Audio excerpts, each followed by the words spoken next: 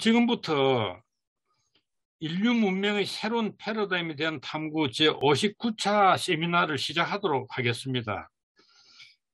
오늘 주제는 인공지능 로봇의 존재론적 지위라고 우선 큰 주제를 붙여놨습니다. 발표하실 분은 이제 세 분을 모셨는데요. 인공지능 시대를 보는 이론적 관점들에서 김환석 교수님께서 발표해 주시고, 존엄에 관해서 오흥명 교수님께서 발표하시고, 인공지능과 법인격에 대해서는 이상용 교수님께서 발표해 주시기로 그렇게 되어 있습니다. 김환석 교수님부터 인공지능 시대를 보는 이론적 관점들에 관한 좀 발표를 부탁드리겠습니다. 제가 준비한 그 파워포인트 자료가 있기 때문에 그걸 화면 공유해서 같이 보면서 말씀드리도록 하겠습니다. 방금 소개받은 김한석이고요.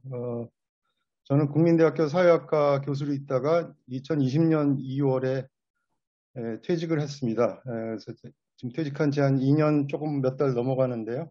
그래서 이제 국민대학교 사회학과 명예교수로 있죠.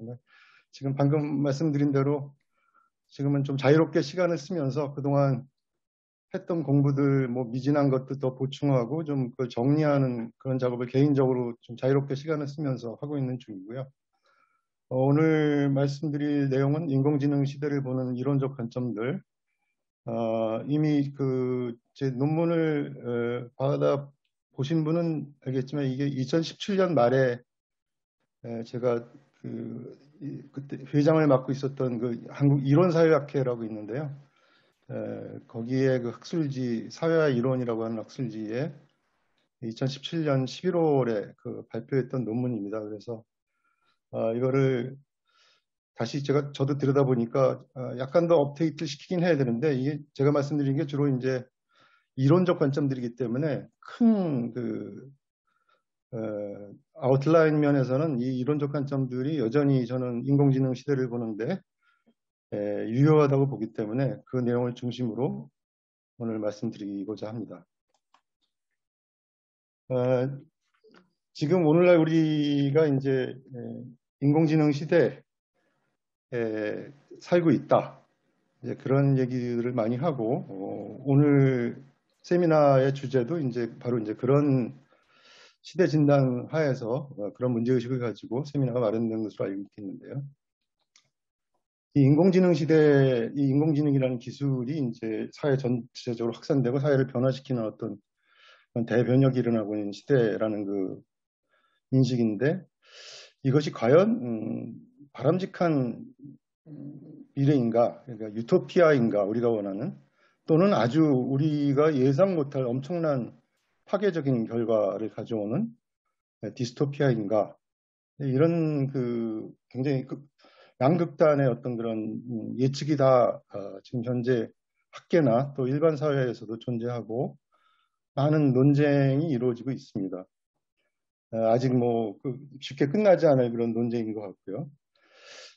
그런 면에서 저는 이제 유토피아이냐 디스토피아이냐 이제 이 문제가 상당히 우리가 계속 고민해야 될 중요한 문제지만, 그것의 핵심을 이루는 것은 우리 인간과 이런 인공지능이라고 하는 기술의 어떤 관계는 무엇이고, 또는 어떻게 바람직한 관계를 우리가 만들어 나갈 수가 있을까, 이런 고민을 그 안에 어떤 핵심적인 문제의식을 가지고 함께 학자들도 하고 또 일반 사회에서도 그런 고민들을 하면서 미래를 예측하고 또는 미래를 만들어 나가야 되지 않을까, 그런 생각을 가지고 있습니다.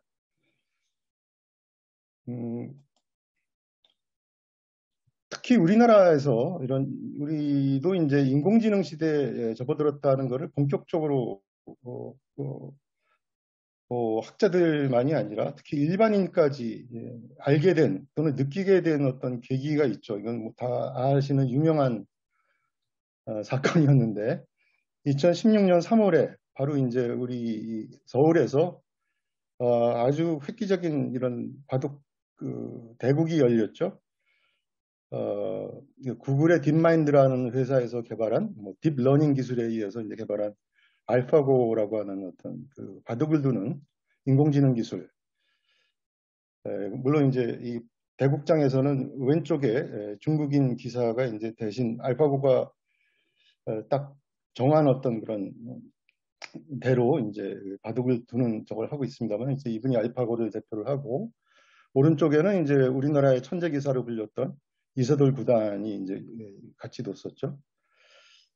그래서 온 국민이 관심을 가지고, 저도 관심을 가지고 이 대국을 지켜봤는데, 알파고와 이세돌의 대국에서 4대 1로 알파고가 이겼죠. 그래서 굉장히 큰 충격을 줬던 것 같습니다.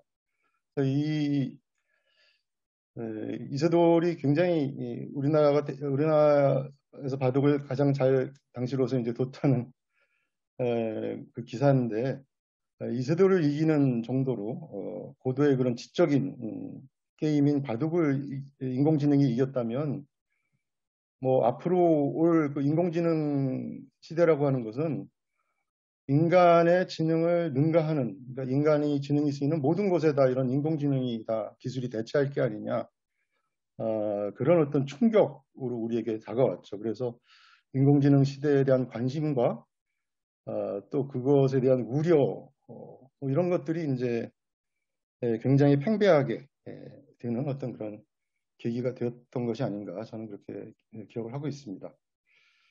그런데 제가 공부한 분야는 사회학이고, 사회학 중에서도 이제 과학기술과 사회의 관계를 연구하는 과학기술 사회학이라는 분야가 저의 전공 분야인데요. 저는 인공지능은 이제 첨단 기술이고, 기술과 인간 또는 기술과 사회의 관계가 이제 저의 주된, 제가 몇십 년 동안 관심을 가지고 계속 전공 분야로 연구해온 분야라고 수가 있는데, 사실 이 대국, 알파고와 이세돌 구단의 어떤 대국을 보고 저에게 딱 떠오르는 이 장면 자체가 저에게 주는 어떤 그런 연상시키는 것이 있었어요. 그래서 좀 거슬러 올라가면 바로 이 장면인데요. 이 장면은 뭐냐면, 거기 써 있듯이 제가 1881년도에, 그러니까 19세기 말이죠. 그러니까 지금부터 100몇십 년, 한 150년 가까이 전에 사건인데, 프랑스의 뿌이루포르라고 하는 그 조그만 농촌 지역에서 있었던 그런 사건입니다. 이게 뭐냐면 이제 가운데 그 양이 있고, 그 양에다 뒤에서 주사 같은 걸 놓고 있는 사람이 있죠. 그 사람이 바로 이제 여러분도 다 아시는 유명한 그 과학자, 프랑스 과학자 루이 파스테르라고 하는 과학자입니다. 이 장면, 이건 이제 사진이 아니라 이제 물론 그림인데요. 굉장히 저는 어떻게 보면 유사하다. 앞에 그 알파고 대국 장면과 통한 점이 있다고 과학기술 사회학자로서 느꼈습니다. 뭐냐면은 알파고의 그 대국이나 이 파스테르가 지금 이걸 뭘 하고 있냐면, 당시 19세기 말에 프랑스 전국에 걸쳐서 우리가 지금 저 코로나 팬데믹에 있듯이 그 가축 전염병, 탄저병, 가축이 막 죽어나가는 치사율이 매우 높은 병인데요. 프랑스 전국을 휩쓸어서 가축들이 굉장히 많이 죽어나가서 축산업이 거의 망하고, 프랑스가 굉장히 또 축산업이 중요했는데, 그것이 결국은 이제 농민들의 어떤 불안과 불만, 축산업이 망하면 우리도 다 이제 굶어 죽는 거 아니냐, 이런 것이 이제 정부에게까지 전달이 돼서 프랑스 전국이 막 뒤흔들릴 만한 그런 중요한 어떤 그런 국면이었다고 합니다. 그때 바로 이제 탄저병이 원인이 무엇인 것도 몰랐고, 탄저병을 또 더 나가서 어떻게 치료할 수 있는지 전혀 알 수가 없어서 막 프랑스의 과학자나 의학자들도 이제 우왕좌왕하던 시기였는데, 바로 파스테르가 자기 파리에 있는 어떤 실험실에서 처음으로 탄저병의 원인이 바로 이제 탄저균이고, 그 균을 갖다가 이제 치유할 수 있는 어떤 백신을 그 파스테르 실험실에서 개발해가지고 이 뿌이르포르라고 하는 그 축산 그 농가에서 공개적인 실험을 한 거죠. 그 백신을 가지고 양에다 주사했더니 죽지 않고 살아나더라. 이제 이런 주었고, 그래서 이제 파스테르가 프랑스의 아무도 해결 못한 이런 탄저병을 치유하는 위대한 과학자로 떠올랐고, 그것이 이제 프랑스 모든 축산 농민들에게 파스테르의 백신, 탄저병 백신이 이제 쭉 확산이 돼가지고 프랑스가 이제 이 탄저병의 그 위기로부터 벗어난 그런 것이 바로 이 사건이었습니다. 근데 중요한 것은 제가 왜 이걸 비슷하다고 보냐면 이게 바로 이제 기술과 사회의 관계를 보여준 거예요. 기술이 사회에 어떤 그런 뭐 충격이나 어떤 변화를 줄 수 있는가를 극적으로 보여주는 것인데, 제가 여기서 더 주목한 거는 그 기술을 그냥 어디 실험실에서 개발해가지고 이렇게 뭐 과학 논문으로 발표하거나 어떤 기술로 개발돼서 뭐 약으로 팔리거나 어떤 뭐 그냥 그런 것이 아니라 이렇게 알파고 대국은 공개, 우리 일반인들이 다 볼 수 있는, 뭐 TV도 중계가 됐고 했죠. 파스테르 이 시절에는 물론 TV가 없어서 그런 중계가 안 했지만 이렇게 여러 사람들, 당시에 이 축산업, 탄저병에 관심이 있던 축산 농민은 물론이고 뭐 과학자들, 수의학자들, 위생학자들, 그리고 정부 관리들, 이런 사람들을 다 초청해다가 말하자면 공개 실험을 한 거예요. 공개 하나의 무대에서 상연을 하듯이 이 기술의 어떤 그런 영향, 기술의 위대함을 보여주는 어떤 이런 대중적 공개 실험을 했다는 것이 굉장히 어떤 중요한 과학기술 사회학자로서는 어떻게 중요한 포인트라고 생각이 들었습니다. 그래서 저는 굉장히 다른 시대고 다른 기술이지만 알파고라고 하는 인공지능 기술과 이 19세기 말에 파스테르가 한 이 탄저병 백신이라고 하는 어떤 그런 의학적, 뭐 축산학, 수의학적 어떤 이런 기술과 기술 자체의 내용은 굉장히 다르지만 그 기술을 공개 실험을 통해서 일반 대중에게 널리 이게 각인시켰고, 그래서 대규모 이게 대성공을 알렸고, 그래서 그 전교에 걸쳐서 이제 이것들을 알릴 뿐만 아니라 이걸 어쨌든 간에 이건 수용하게 만드는 학자들뿐만 아니라 일반 대중까지 그 기술을 수용하게 만드는 계기를 만들어준 어떤 그런 사건이었던 점에서 과학기술 사회학자, 저 같은 과학기술 사회학자들로는 굉장히 어떻게 보면 비슷한 패턴을 보이는 사건이었다, 이렇게 생각을 할 수가 있다는 거죠. 바로 이 파스테르의 탄저병 백신 실험을 가지고 이걸 과학기술 사회학의 중요한 어떤 사례 연구로 삼으면서 오늘 소개할, 그리고 제가 주로 공부를 해온 행위자 연결망 이론이라고 하는 것을 제시한 사람이 바로 이 화면에 보이는 프랑스의 브루노 라투르라고 하는 학자입니다. 브루노 라투르라고 하는 학자가 이제 사실 이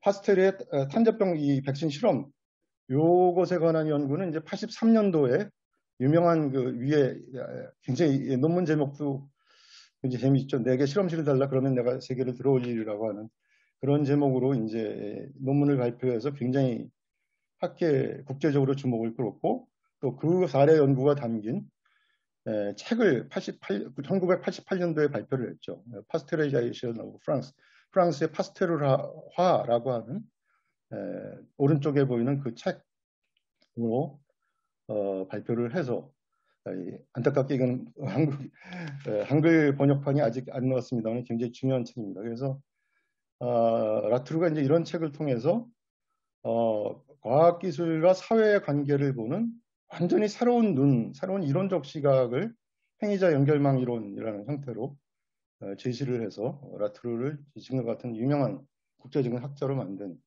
연구였다고 볼 수가 있겠습니다. 자, 그러면은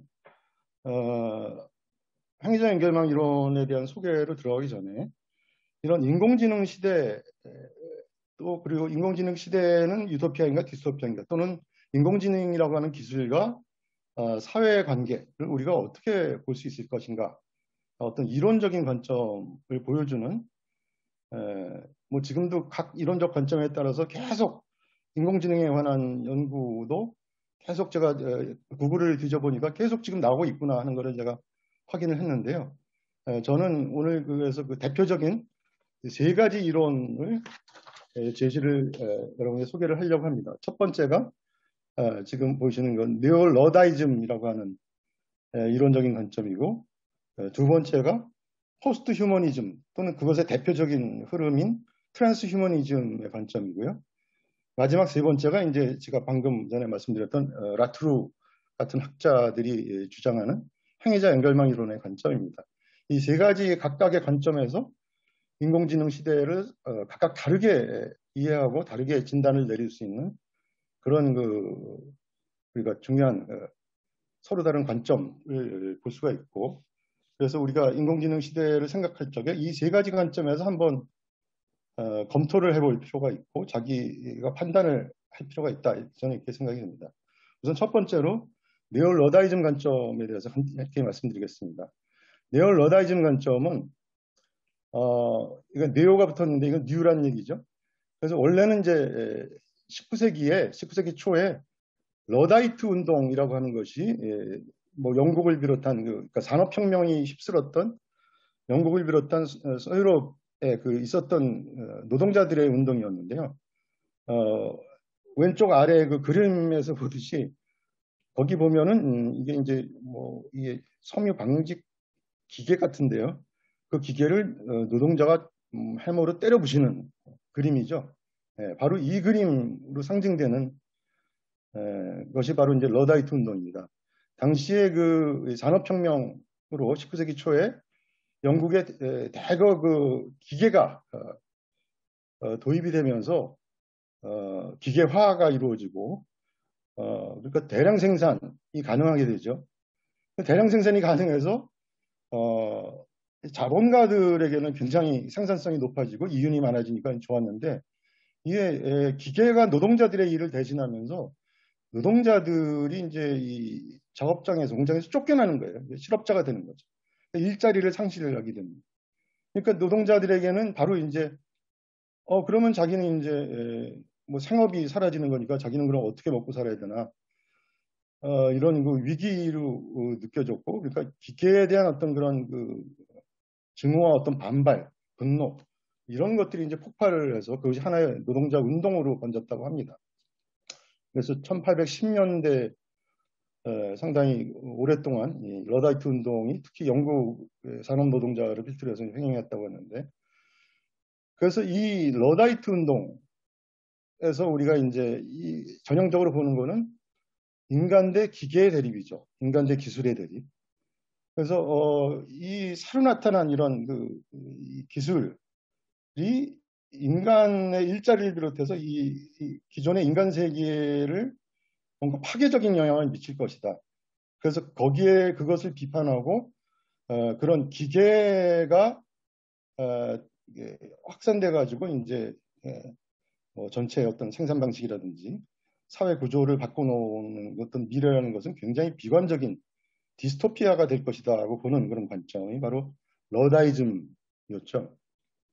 그 옆에 이제 미리 말씀드리면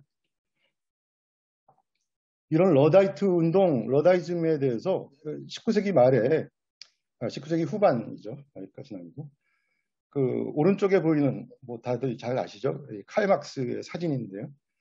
칼 막스가 자본론에서 바로 이제 그 러다이트 운동에 대해서 언급을 하고 있습니다.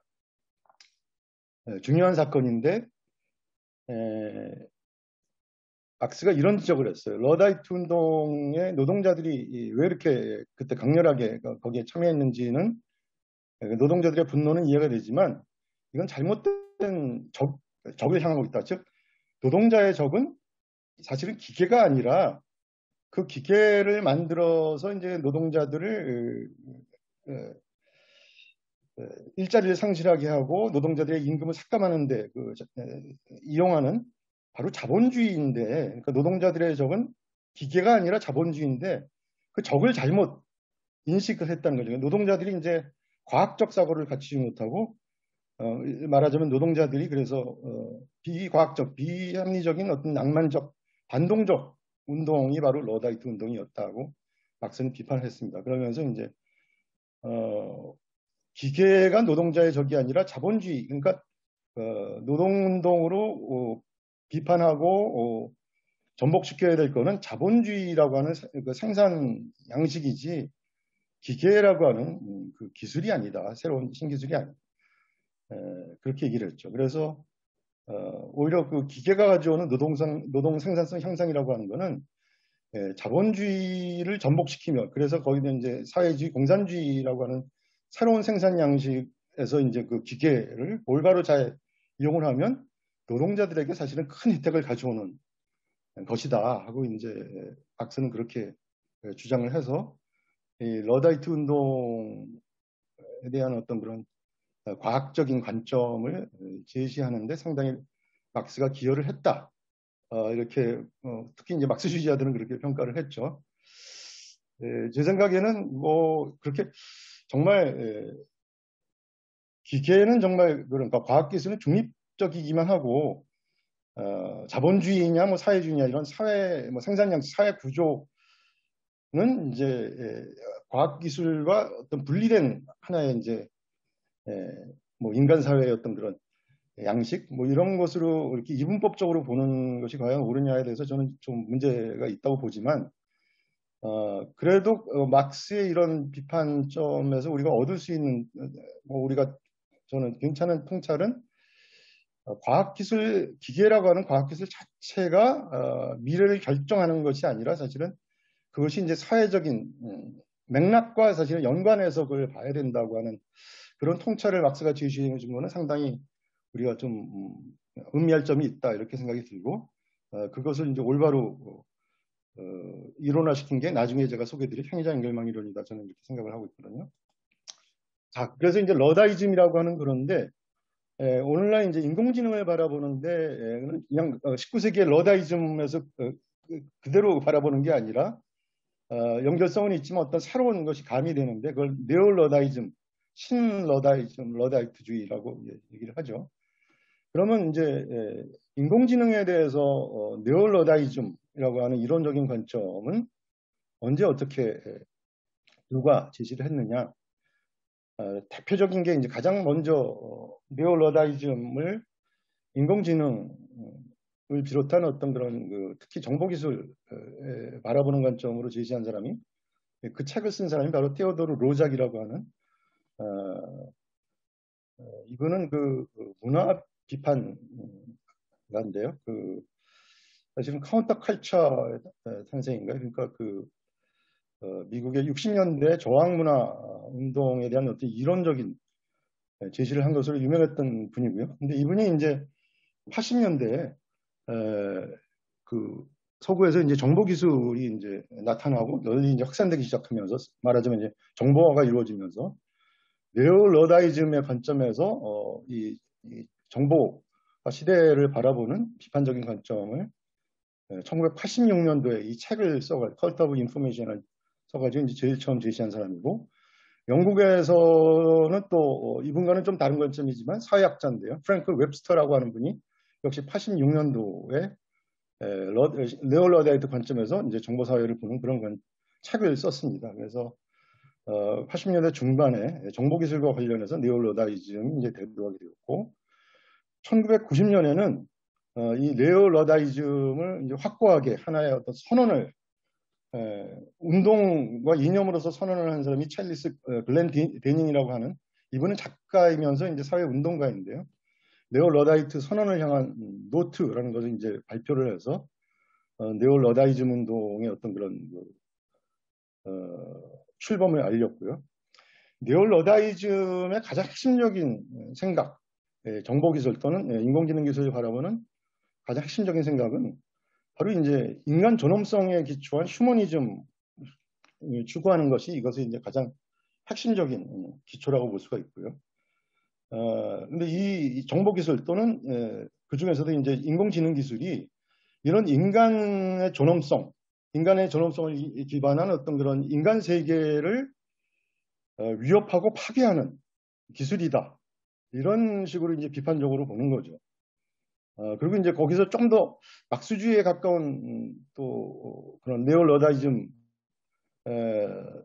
이제 발전시킨 사람들은 그 자본주의와 관련해서 이런 그 정보기술 또는 인공지능 기술을 문제점을 비판을 하면서 계속 최근에 나오고 있는 이른바 이제 디지털 자본주의에 대한 어떤 비판, 굉장히 책들이 최근에 많이 나오고 있죠. 그런 책들을 보면 대체로 그 니올로다이즘 관점에 상당히 기울어져 있는 것을 볼 수가 있고, 그들이 이제 제기하는 것은 물론 핵심적으로 막스주의는 이제 이 자본주의를 벗어나야 된다고 보니까 이제 뭐 사회주의 얘기를 하지만 또 자본주의라고 할지라도 그것을 이제 뭔가 좀 더 그 일반 노동자와 시민들이 참여하는 어떤 민주적 통제를 함으로써 이 디지털 기술이 이제 인간의 존엄성이나 노동자들의 어떤 권리 이런 것들을 파괴시키지 않도록 하는 민주적 통제를 주장하고 있는 것이죠. 이것이 이제 네올러다이즘 관점이라고 볼 수 있어요. 이거는 뭐 그런 인공지능 기술을 네올러다이즘 관점에서 보여주는 구글에서 제가 찾은 그림인데요. 위에서 보면 이제 로봇가 노동자들의 일자리를 뺏고 있다는 그걸 상징적으로 보여주는 그림이고, 밑에는 이제 이게 아래 보시면 컴퓨터하고 이제 휴대폰이 보이시죠. 그래서 이게 어떤 사람이 이제 러다이트로 하는 사람이 다른 사람들을 이끌면서 이런 휴대폰 같은 인공지능 기술들이 이제 인간의 어떤 그런 이 말하자면 면대면 상호작용을 쇠퇴시키면서 인간을 고독하게 만들고 사회적 어떤 불안을 야기하고 있다고 하는 그런 것을 이제 상징하고 있는 그림들이죠. 근데 이제 네올러다이즘의 관점을 제 관점에서 그럼 이게 인공지능과 인간 또는 인공지능과 사회의 관계를 제대로 설명해 주는 또 예측해 주는 관점일까에 대해서 저는 이렇게 평가를 합니다. 이거는 앞에서 19세기에 막스가 러다이트 운동에 대해서 지적을 했듯이 과학기술의 사회적 결과는 사실은 과학기술 자체의 어떤 성격, 이 결정하는 것이 아니라 그 과학기술과 연결된 사회적 맥락에 따라서 그것이 이제 그 사회적 결과가 달라질 수 있다는 점, 사실 간과한 과학기술 자체의 성격에 너무 치중한 그런 데서 저는 좀 이게 현실적 전망과는 좀 거리가 먼 것이 아닌가 이렇게 제가 개인적으로 비판적으로 보고 있습니다.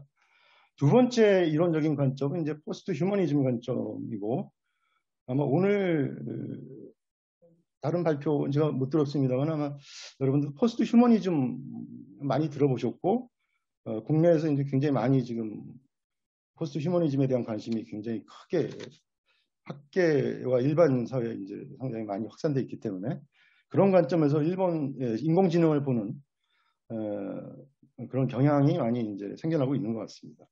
포스트 휴머니즘 관점은 앞에 네올로다이즘 관점과는 달리 인간과 기계를 대립하는 것이나 인간과 기계의 결합을 상당히 인공지능에서 이제 중요한 특징으로 바라보고 있는 것이고, 그것이 사실은 기존의 인간이 지녔던 여러 가지 한계, 생물학적인 한계들, 인간의 어떤 뭐 신체적, 어떤 정신적 어떤 능력 같은 거를 훨씬 더 이렇게 이 인공지능이 더 향상시키는, 그래서 결국 이제 인간의 향상과 사회 진보를 가져올 수 있다고 보는 일종의 과학기술에 대한 낙관주의 그런 관점을 띠고 있습니다. 앞에 네올러다이즘하고는 완전히 대조적이죠. 이 포스트 휴머니즘이라고 하는 그런 용어 자체는 바로 과거에 우리가 근대 14세기 르네상스 이후에 살았던 시대는 이제 휴머니즘 시대였는데, 인공지능을 비롯한 과학기술의 발전에 의해서 이제 20세기 말부터 우리는 이제 새로운 시대, 휴머니즘을 넘어서는 포스트 휴머니즘 시대로 우리 바뀌었다. 그 시대도 이제 그런 시대 전환에 대한 어떤 인식을 담고 있는 용어가 포스트 휴머니즘이죠. 휴머니즘을 넘어서서 포스트 휴머, 타일 휴머니즘 그런 의미를 담고 있죠. 그럼 먼저 휴머니즘은 뭐였고 그것을 포스트 휴머니즘이 뭘 넘어섰다고 어떻게 넘어섰다고 하는 거냐, 약간 좀 이해할 필요가 있는데, 우선 휴머니즘이라고 하는 것은 이제 언제 어떻게 전개된 거냐? 서구에서 보면 대개 이제 한 14세기 르네상스부터 시작돼가지고, 르네상스가 대개 한 14세기, 16세기까지 계속됐다고 하는데, 그 전에 이제 서구는 중세 기독교가 이제 지배를 하고 있었죠. 그래서 이제 신중심주의였는데, 이제는 그래서 인간을 재발견하게 된 거죠. 그리스 문화에서 이제 인간의 어떤 그런 아름다움, 인간의 능력, 인간을 재발견한 게 르네상스였다고 하고요. 그래서 인간의 어떤 그런 그 중요성을 이 세계에서 인간의 중요성, 인간의 능력에 대한 믿음 이런 것들을 재발견하게 된 게 이제 르네상스였고요. 그 또 17세기에 이제 바로 인간의 능력 중에서도 이제 이성적인 능력, 합리성 그것을 발휘해서 서구에서 이제 자연과학의 혁명, 과학혁명이라고 역사가들이 부르는 이제 그런 사건이 나서 더욱더 이제 그런 휴머니즘에 대한 어떤 그런 믿음 같은 것들이 생겨났고 결정적인 거는 이제 18세기에 서구 18세기의 계몽주의 사상이죠. 그래서 이 이성으로 이제는 르네상스기까지만 하더라도 또는 뭐 심지어 과학혁명까지만 하더라도 서구의 학자들이 이 신을 거부한 거 아니거든요. 신은 그대로 믿는 가운데 그 안에서 이제 그런 이성을 가진 인간을 신이 만들어냈다고 하는 그런 사실 종교 기독교하고 전면적으로 이렇게 부정하거나 대립한 건 아니었는데 18세기 계몽주의에 오면서 이제 그게 바뀌게 되죠. 점점 그래서 신을 부정하게 되고 종교 특히 기독교는 굉장히 인간의 이성의 능력을 부정하는 어떤 비합리주의다. 잘못된 것이다. 그래서 이제 계몽주의에서의 휴머니즘은 그래서 신을 부정하는 종교를 부정하는 세속적 휴머니즘, 세큘러 휴머니즘이라고 하는 것을 이제 계몽주의 18세기에 바뀌게 되고 그 이후에 19세기, 20세기에 들어와서도 계속 이제 휴머니즘 시대인데요. 그것은 바로 계몽주의에서 우리가 물려받은 세속적 휴머니즘입니다. 더 이상 우리는 계몽주의에 영향을 받은 사람들은 신의 존재, 뭐 종교의 권위 이런 것들을 의심을 하죠. 그건 합리적인 것이 아니지 않을까 이제 그런 생각을 하게 된 게 바로 이제 이런 흐름 때문이고요. 그럼 이런 휴머니즘에서 어떻게 20세기 말에 이제 포스트 휴머니즘이 대두했고 포스트 휴머니즘은 뭐냐? 20세기 말에 포스트 휴머니즘이 대두한 데는 사이보그의 어떤 서구에서 이제 사이보그라는 어떤 그런 아이디어 이런 개념이 이제 널리 유행을 하게 된 것이 상당히 계기가 되었다고 이제 지적을 하는 것 같습니다. 사이보그는 여러분 다시 뭐 기계인간 같은 뭐 아래 보시면 이제 대표적인 그 사이보그 그 유행시킨 소설책인 뉴로맨서고 영화로 나온 게 터미네이터 뭐죠. 그래서 2차 대전이 끝나고 이제 다 아시듯이 이제 새로운 신기술로 컴퓨터와 생명공학 기술이 발전을 하게 됐는데 이런 컴퓨터와 생명공학 기술의 발전에 힘입어서 이제는 어떤 컴퓨터가 그러니까 그걸 사이버네틱 인공두뇌라고 하는데 사이버네틱스와 오가니즘 그러니까 사이버네틱스와 오가니즘을 합친 말이 사이버거든요. 그러니까 인간과 어떤 그 유기체가 사이버네틱스적인 어떤 인공두뇌 기계와 합쳐지는 어떤 하이브리드적인 존재가 이제 나타났고 그것들이 이제 앞으로 미래를 이끌어 나갈 거다고 하는 이제 그런 생각이 상당히 이제 널리 확산이 되기 시작한 거죠. 그런 휴머니즘을 학계에서 특히 이론화하고 전개시킨 데는 가장 대표적인 학자로 저는 두 사람을 꼽는데요. 첫째가 이제 도너 해러웨이라고 하는 학자가 있는데 이분이 1985년도에 사이버그 매니페스토라고 하는 유명한 논문을 발표를 했는데 이제 이 논문은 이제 미국이 이제 2차 대전 이후에 컴퓨터 뭐 생명공학 등등을 발전시키면서 이런 이제 인공지능이 이제 굉장히 그 여러 사회에 이제 활용이 되고 그것들이 지배하는 어떤 그런 자본주의 사회 뭐 이런 것들이 되면서 사이보그가 이제 하나의 대표적인 문화적 어떤 상징으로 등장하게 되는 것을 상당히 이제 날카롭게 분석을 한 논문이 바로 사이보그 매니페스토인데요. 해러웨이는 저는 포스트 휴머니스트는 아니에요. 포스트 휴머니즘을 유행시키는데 이 사이보그 매니페스토를 통해서 크게 역할을 했지만 그 스스로는 자기는 포스트 휴머니스트가 아니다고 거리를 둬요. 왜냐하면 사이보그 그 현상에 대해서 그것이 반드시 이분은 좋다고 생각하는 게 아니거든요. 이 미국 서구 사회가 그렇게 바뀌고 있다는 것을 양가적인 그것을 우리 어떤 이분법 인간과 기계 또는 남성과 여성 그런 이분이 이제 페미니스트이기 때문에 그런 이분법을 넘어서서 어떤 미래를 상상하게 하는 데는 어떤 긍정적인 측면이 있지만 사이보그 자체는 굉장히 그 미국의 예를 들어서 그런 냉전 시대 군사 기술 뭐 이런 것들이 활용이 되면서 파괴적인 것도 있기 때문에 사이보그에 대해서는 굉장히 양가적인 어떤 그런 감수성을 보인 것이 헤러베이라는 학자고요. 보다 더 이제 직접적으로 포스트 휴머니즘을 인간을 대체하는 새로운 어떤 주체성으로 이제 일원화시킨 학자가 헤더렌 헤이즈라고 하는, 이분은 영문학자인데 99년도에 How We Became Post Human이라고 하는 책을 써가지고 이분은 상당히 포스트 휴머니즘을 반기고 휴머니즘을 넘어서는 어떤 것으로 이제 적극적으로 일원화시키려고 했던 학자가 바로 이제 헤이즈라고 하는 학자입니다. 휴머니즘과 포스트 휴머니즘은 그럼 뭐가 다르냐? 뭐 어떻게 보면 다 여러분들이 아시는 것이기도, 휴머니즘은 이제 인간 개념을 다시 이제 재발명을 하는 것이죠. 중세 시대에 억눌렸던. 그래서 인간이 가진 어떤 능력과 어떤 중요성, 이런 것들은 이제 인간은 자연적인 어떤 자아를 가지고 태어났고 어떤 개인의 자유라는 것이 중요하고, 인간은 인간이 아닌 다른 비인간 존재들보다 우월한 존재라고 하는 인간 중심주의 같은 것들이 이제 담긴 것이 바로 인간 개념인데요. 휴머니즘은 바로 이제 그런 인간을 중요시하는 그런 사상이라고 볼 수 있는 반면에, 포스트 휴머니즘은 그럼 뭐가 다르냐?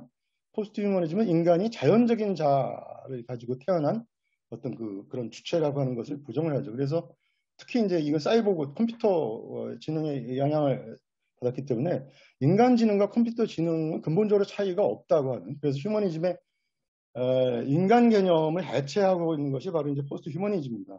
그런데 얼핏 그래서 휴머니즘과 포스트 휴머니즘은 꼭 반대되는 것 같지만 공통점이 있어요. 그건 뭐냐면 어떤 존재의 인지 능력, 즉 정보를 처리하는 능력과 육체라고 하는 그 존재가 가진 어떤 육체, 물질성이 서로 분리 가능하다고 보면서 그런 인지 능력이 그런 육체를 명령하고 지배할 수 있다고 하는 그런 점에 대해서는 휴머니즘과 포스트 휴머니즘이 사실은 공통점도 있다는 거죠. 바로 그런 것을 잘 나타내는 게 포스트 휴머니즘의 여러 또 조류가 있는데, 그 안에서 가장 대표적으로 특히 우리나라에서 저는 많이 알게 모르게 많이 유행하고 있는 그 포스트 휴머니즘이 바로 사실은 트랜스 휴머니즘이라고 보는데요. 트랜스 휴머니즘은 한마디 트랜스 휴머니즘의 특징은 과학 기술을 통해서 우리 인간의 생물학적 한계를 벗어나는, 인간이 훨씬 더 향상될 수 있다고 하는 것을 추구하는, 인간 향상과 사회 진보, 뭐 인공지능 등의 과학 기술을 통해서 이룰 수 있다고 하는 아주 강력한 믿음을 가지고 있는 그런, 또 그것을 실제로 실험하고 하나의 운동으로 전개시키고 있는 것이 바로 트랜스 휴머니즘입니다. 그런 면에서 인간 향상과 어떤 사회 진보를 추구하고 그것을 이제 과학기술을 통해서 이룰 수 있다고 하는 어떤 그런 강한 믿음을 가졌다는 면에서 상당히 우리 이제 저는 계몽주의에 뿌리를 두고 있다고 생각이 드는데요. 영국의 철학자인 막스 모어라고 하는 사람이 이제 이런 트랜스휴머니즘을 처음 이제 이분이 그런 철학을 가지고 있다고, 이분이 미국으로 이주해서 1988년서부터 이제 이런 뭐 연구소와 저널을 갖다 이제 만들어 트랜스휴머니즘을 본격적으로 전개시키기 시작했고, 1998년에는 이제 지금 전 세계에서 가장 유명한 그 트랜스휴머니즘 철학자가 영국 옥스퍼드 대학에 있는 닉 보스트룸이라고 하는 스웨덴 출신의 학자인데요. 이분이 The World Transhumanist Association 이런 학회 같은 그런 단체를 만들었어요. 그리고 이제 저널도 참관을 하고, 저널 오브 트랜스휴머니즘 참관을 해가지고 이제 열심히 학계에서 운동을 벌이고 있는 분이 닉 보스트룸이죠. 이 트랜스휴머니즘이 바로 이제 인간이 이제 점점 과학기술의 발전에 의해서 포스트 휴먼이 될 가능성, 마치 일종의 생물학적 한계, 뭐 수명도 대폭 늘어나고 지능도 엄청 향상되고 또 건강, 인간을 괴롭히던 건강이나 여러 가지 질병들을 갖다 완전히 다 벗어날 수 있는 그런 이제 인공지능 기술이나 뭐 생명공학 기술을 이용해서 그렇게 될 수 있다, 그런 가능성을 얘기를 하면서 그렇게 돼야 된다고 주장을 하는 거죠. 그래서 지금 생물학적 한계를 지닌 인간에 집착하지 말고 그걸 완전히 벗어나야 된다고 보는, 그래서 포스트 휴먼 초인과 같은 것이 돼야 된다고 보는 주장하는 게 트랜스 휴머니즘인데, 포스트 휴머니즘의 이제 가장 강력한 조류라고 저는 생각이 듭니다. 거기에 대해서 이제 우려하는 입장도 있고 찬성하는 입장도 있는데 지금 보시는 이런 학자들이 각각 비관론과 낙관론을 펴는 이런 논쟁이 계속 벌어지고 있는데요. 현재까지도 계속 벌어지고 있죠. 자, 마지막 행위자 연결망 이론의 관점 말씀드리겠습니다. 앞에 네오러다이즘 조금 좀 시간을 압축해서 시간이 다 돼가고 있습니다. 예. 예. 제가 20분까지 다 끝내도록 하겠습니다. 네. 인간과 기계의 대립이라든지 또는 앞에 포스트 휴머니즘처럼 인간과 기계의 어떤 그 결합을 통해서 어떤 낙관적인 펼치는 걸 벗어나가지고 행위자 연결망 이론은 인간과 기계와 같은 어떤 그 비인간의 연결망이라고 하는 관점을 통해서 파악해야 된다는 것이고, 그렇게 보면은 과학기술에 대한 낙관주의나 과학기술에 대한 비관주의를 넘어서서 제3의 가능성을 바라볼 수 있는, 생각할 수 있는 그런 가능성이 열린다고 하는 그런 생각이 특징이라고 볼 수가 있겠습니다. 이것을 이제 대표하는 학자가 바로 아까 말씀드린 라투르라고 하는 프랑스 학자고, 이분이 이제 93년도에 쓴 이분의 책 중에서 가장 유명한 책인데요. We have never been modern이라고 하는 한글판으로 2009년도에 번역이 돼서 나와서 여러분들 볼 수가 있는데요. 이 제목이 뭐야죠? We have never, 우리는 근대적이었던 적이 없었다. 이분의 주장이에요. 이게 도대체 무슨 얘기일까? 이게 역사학의 주장이나 일반 인문사회학자, 일반인들 생각도 다 역행하는 그런 주장인데요. 우리는 기본적으로 근대 이전에 전근대 시대, 전통사회에 살고 있었고, 그래서 이제 근대 시대로 넘어왔고, 그것이 이제 또 20세기 말부터 탈근대 시대로 이행했다고 하는 거죠. 거의 이제 역사적인 상식처럼 알고 있는데 이분은 그걸 부정하는 거예요. 그런 식으로 시대가 넘어오질 않았다는 거죠.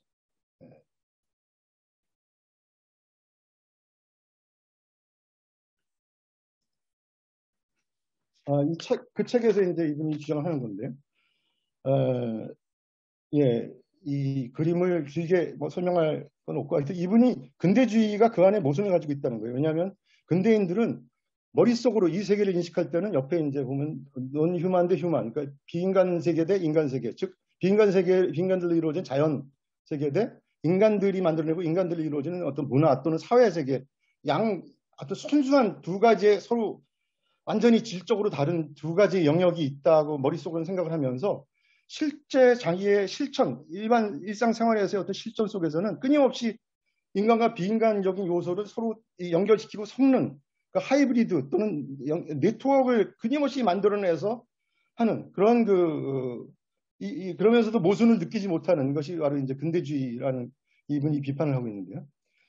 그래서 그런 근대주의라고 하는 것은 이제 언제 생겼다고 이분은 보냐면 17세기 바로 이제 여기 왼쪽에 보이는 그 학자 르네 데카르트라고 하는 17세기 바로 서구의 이제 과학혁명 어떤 철학적인 기반을 놓는 학자인데요. 이분이 이제 마인드 바디 이제 정신대 물질의 이원론을 주장을 했죠. 그래서 정신을 지닌 인간이 바로 주체가 되고 물질은 그냥 순수한 객체가 되는 이분법적으로 이제 세계를 보는 이런 하는데 그런 관점에서 볼 적에 이제 이런 이분법적으로 세계를 보지 않는 것은 전근대적 말하자면 좀 비합리적인 사상이고 동양에서는 이제 무라일체 사상 같은 게 바로 이제 그런 것이었는데 거기서는 정신대 물질이 이렇게 이원론적으로 있지 않았다 이제 이렇게 사실은 생각을 하는 사상이 사실 서구에서도 근대주의 이전에는 그런 사상이었는데요. 동양에서도 마찬가지로 무라일체 사상 같은 게 전근대주의 이원론적으로 보지는 않았습니다. 세계를. 그러면서 이제 이 근대주의에 대한 어떤 대안이라고 할까요? 어떤 그걸 비판하면서 근대주의는 허구라고 하면서 라투르가 대신 주장하는 게 비근대주의거든요. 논모더니즘인데 바로 이제 94년도에 이런 논문과 99년도에 판도라 소프라고 하는 이것도 이제 2018년에 우리말로 번역이 돼서 볼 수가 있는 거기에 특히 챕터 6에 보면은 인간과 비인간의 콜렉티브, 인간과 비인간의 어떤 집합체로 우리 이 역사를 우리가 살펴볼 수 있다고 하는 이제 그런 것을 이제 라투르가 주장을 하고 있습니다. 거기서 역사관이 근대주의와 비근대주의를 이제 대비시키면서 그 책에서 얘기를 하고 있는데요. 우리가 지금 믿어왔던 근대주의의 역사관은 이렇게 되죠. 과거, 현재, 미래를 이렇게 시간 화살이 흘러가고, 과거는 이제 전근대였고, 현재는 이제 근대에 우리가 살고 있고, 미래는 탈근대다 이렇게 보는 거죠. 그래서 우리가 현재에 있기 때문에, 그래서 현재가 이제 계속 이렇게 그것이 이제 미래로 가면서 말하자면 근대로 점점 바뀌는 거예요. 근대화의 이때 보면 프론트 오브 모던 이제 근대화의 전선이 계속 앞으로 이게 전진을 하는 거죠. 그래서 전근대와 현대, 근대 간에는 이제 단절이 있고 이런 식으로 보는데 그래서 뭐가 바뀌는 거냐면 근대인들을 그렇게 생각을 한다는 거죠. 바로 위에 보면 이제 객체의 세계가 있고 물질 세계죠. 말하자면 밑에 보면 이제 그게 주체의 세계입니다. 주체의 세계, 인간 세계죠. 그래서 객체의 세계는 객관성, 뭐 사실, 효율이 특징이 이어지는 세계고, 주체의 세계는 이제 주관성, 가치, 느낌 뭐 이런 것들이 이제 특징인 세계인데 이 객체의 세계와 주체의 세계가 점점 과거에는 전근대에는 서로 구분이 안 됐었는데 점점 구분되고 분리되는 쪽으로 근대가 이제 발전을 해왔고 앞으로 더 그렇게 될 것이다. 그거는 그것이 근대주의의 시간관, 근대 반에서 라투르가 말하는 비근대주의에서는 지금 이루어지고 있는 변화를 그렇게 보지 않죠. 그렇게 보지 않고 과거, 현재, 미래를 어떻게 시간의 화살이 가고 있냐면 과거에는 객체 말하는 비인간과 주체 이제 인간들이라고 하는 것이 그냥 뭐 구분은 됐지만 이렇게 서로 그렇게 이분법적으로 나눠지지 않는데 인간과 비인간의 어떤 주체와 객체가 사실 연결이 되는 쪽으로 계속 그 집합체들이 만들어져 왔다는 거예요. 그 집합체들이 점점 더 많이 그러니까 규모가 더 커지고 점점 더 복잡하게 식으로 연결이 되어 와서 그런 인간 비인간 집합체 말하자면 하이브리드들이 점점 더 많아지는 것으로 점점 우리가 바뀌어온 것으로 볼 수 있다는 거죠. 인공지능 기술이라는 것도 바로 그런 변화의 일환이라고 이제 이분은 보는 것이고 이분이 이제 과감하게 이게 보면은 그 판도라스 호프에 나오는 인류 역사의 어떤 그거를 표로 나타낸 건데요. 포스트 단계에서 11단계로 나눠가지고 이게 사회적 관계, 인간관계 상태에서 이제 비인간관계, 이게 인간과 비인간이 어떻게 서로 이제 교차하면서 서로 결합이 되는가를 쫙 역사를 이런 식의 도표로 이렇게 이분이 나타낸 것이라고 이게 시간이 없어 제가 길게 설명은 못하겠습니다. 행위적 결망 이론에서는 그래서 우리는 결코 과거 원시 시대 때부터 지금까지 계속해서 오직 우리가 생각하지 인간은 비인간과 구분되는 그런 존재라고 생각이 되는데 그런 식으로 단지 순수한 인간이었던 적이 없다. 한 번도 그랬던 적이 없고 항상 비인간과 결합되어서 인간은 삶을 영위할 수 있었고 살아왔다는 거죠. 뭐 거기 그림의 밑에 보시면 왼쪽에 보시면 이게 원시 시대 뭐 석기 시대겠죠. 수렵 채집 생활을 했던 거기 보면은 거기는 우리가 먹고 살기 위해서라도 뭐 수렵 채집 생활을 했고 간단한 도구를 사용을 해왔죠. 그래서 비인간들을 자기 삶에 끌어들여서 인간들은 결합이 돼가지고 여기는 물론 원시적인 아주 규모가 작았지만 그런 집합체들을 만들어서 살아왔다는 거예요. 그 오른쪽에 보시면 이제 이게 현대죠. 컴퓨터 더 나가서 인공지능 기술을 우리는 사용해서 이것도 역시 왼쪽 그림과 굉장히 다른 것 같지만 라트는 공통점을 보는 거죠. 현재도 인간들은 이런 그 컴퓨터라고 하는 어떤 그 기술, 비인간들을 결합돼 가지고 자기의 어떤 일상생활을 영위를 하고 문제 해결을 하고 그래서 이 집합체들이 보다 더 규모가 커지고 더 복잡해졌던 것이 변화지 이게 뭐 인간이 점점 뭐 비인간과 구분이 되는 그런 식으로 변화온 것이 아니다. 즉 우리가 근대에서 탈근대를 이행하지 않았듯이 우리는 휴머니즘 시대에서 포스트 휴머니즘 시대를 이행하지 않았다고 라트는 주장을 하고요. 우리는 항상 인간과 비인간의 집합체로 살아왔다고 주장을 합니다. 마지막 결론은 간단하게 내겠습니다. ANT가 인공지능 시대에 준응하면 그래서 과거의 세계에서 현재 세계가 변한 것이 있다면 인간과 비인간 연결망의 규모와 복잡성이 커졌다는 차이일 뿐이다.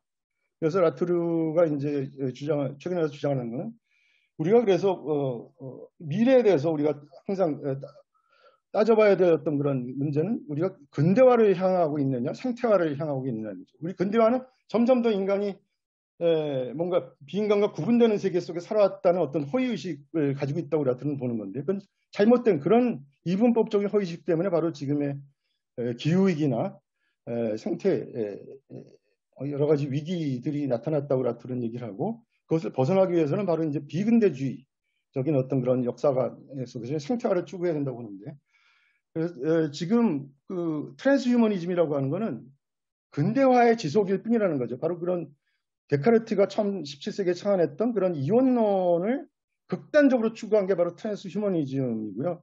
그걸 뭐 결코 버리거나 넘어선 게 아니라고 이제 보는 거죠. 그래서 그런 근대화를 지속을 할수록 그런 인공지능 기술 같은 것이 줄 영향이라고 하는 것은 굉장히 파괴적일 수밖에 없다고 이제 라투는 보고요. 그래서 라투가 주장하는 생태화의 길로 인공지능 기술을 우리가 다르게 생각을 하고 인공지능 기술과 다른 관계를 맺어야 된다고 보는 건데, 그런 것이 바로 이제 인간과 비인간의 어떤 공동 세계를 우리들이 점진적으로 그것들이 어떤 결과를 가져올 것이냐는 열린 미래라고 보고, 그거 바람직한 공동 세계를 만들기 위해서 이제 점차적인 어떤 그런 뭐 사물의 의회 같은 것을 만들어서 이제 이 공동 세계를 구성하는 코스모폴리틱스가 필요하다고 라투는 얘기를 하고 있습니다. 이상 제 말씀 마치겠습니다. 네, 감사합니다. 수고 많으셨습니다.